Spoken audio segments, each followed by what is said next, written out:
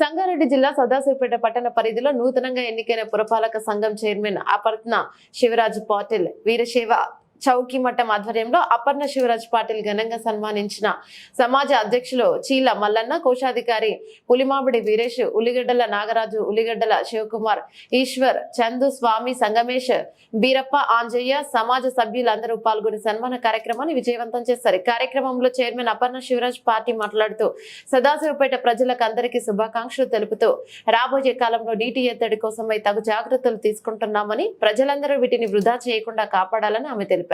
ఎవరైనా నీటి కుళాయి దగ్గర మోటార్ బిగిస్తే వారిపై చట్టరీత్యా చర్యలు తీసుకుంటామని ఆమె వివరించారు. సదాశివపేట పట్టణ ప్రజలు ఏవైనా సమస్యలున్నచో అందుబాటులో ఉండి సమస్యలను పరిష్కార మార్గంలో నిర్వహిస్తానని ఆమె తెలిపి ఉన్నారు.